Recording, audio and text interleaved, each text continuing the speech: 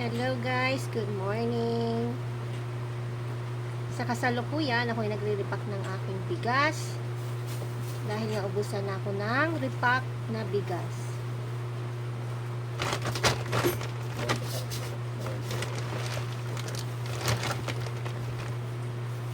Kwentuhan tayo guys habang ako ay nagre-repack.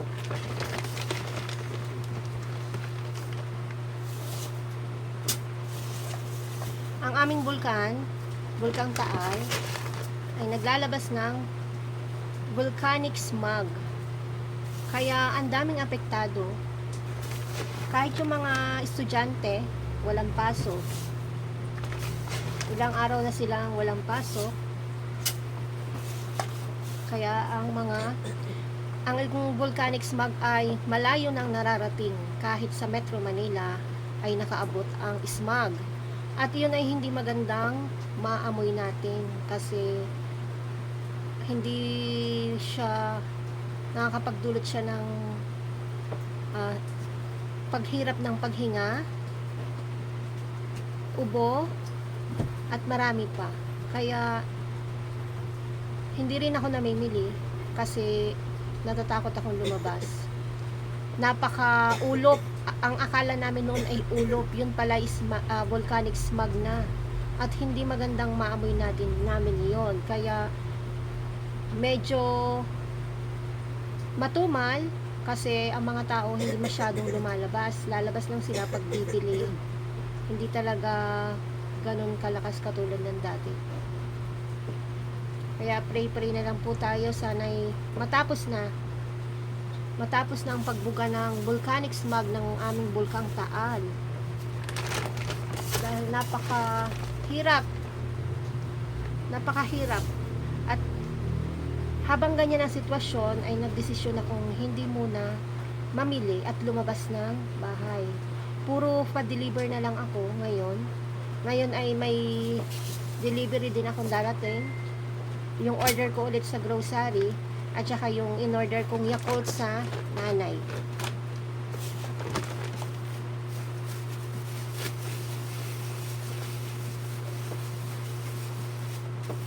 Naranasan na po namin dati ang mag-evacuate noong pumutok ang Bulkang Taal.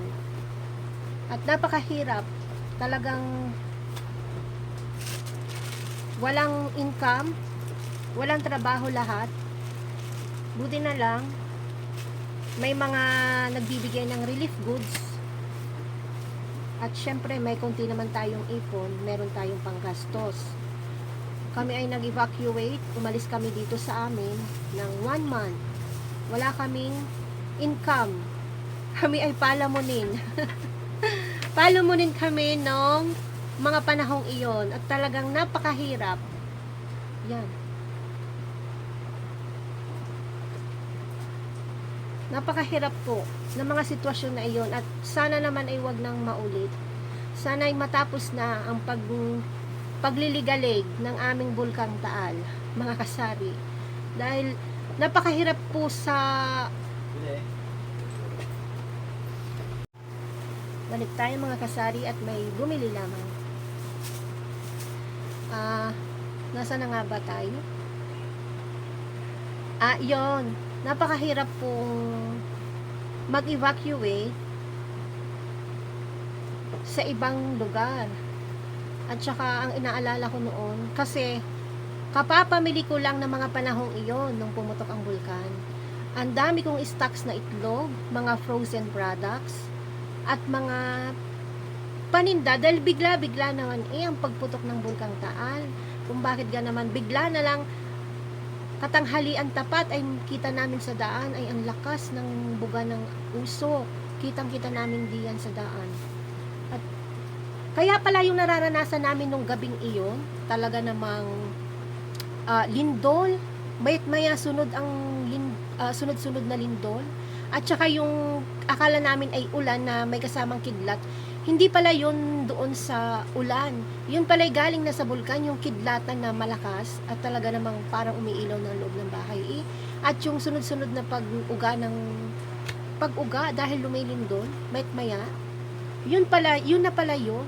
Kinabukasan ay kita na namin yung usok sa isdaan na abot, kala mo'y napakalapit.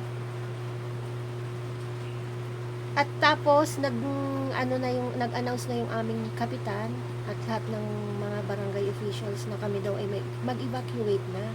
Kasi nga daw ay baka pumutok pa, ay lalo kaming hindi makaalis pagkasalukuyang pumuputok. Ay sabi namin, isang baga kami pupunta. Sandali lang po, may bumibili. Balik tayo guys. Hindi ako makapaghunta sa inyo ng ayos gawa ng may nabili. Nalilimutan ko tuloy kung ano yung sinasabi ko. Yun.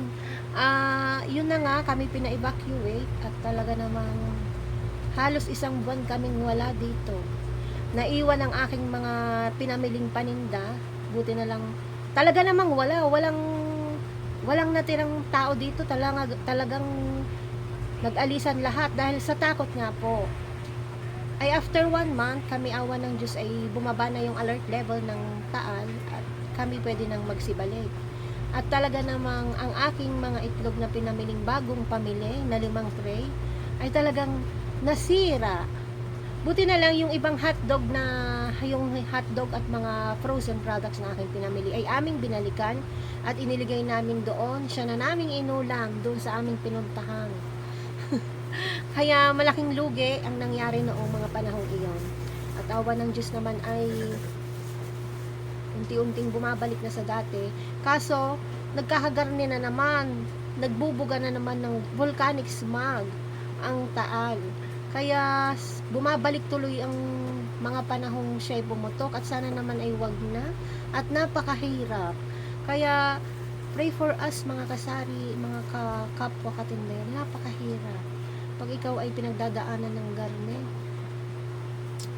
yan, puro hunta, wala nang paggawa. Mga kasari, siya ay hanggang dito na lamang po at ako'y magtutuloy sa aking pagre-repack ng bigas. Abutin na naman ako ng tanghali na rin. Habang nagaantay ng aking mga delivery mula sa grocery at yung aking Yakult na in-order, ay ako'y magre-repack muna ng bigas. See you again mga kasari. See you sa susunod na vlog. Bye! Subscribe po kayo sa aking channel at Eileen Store. Paki-like and share and subscribe. Bye mga kasari!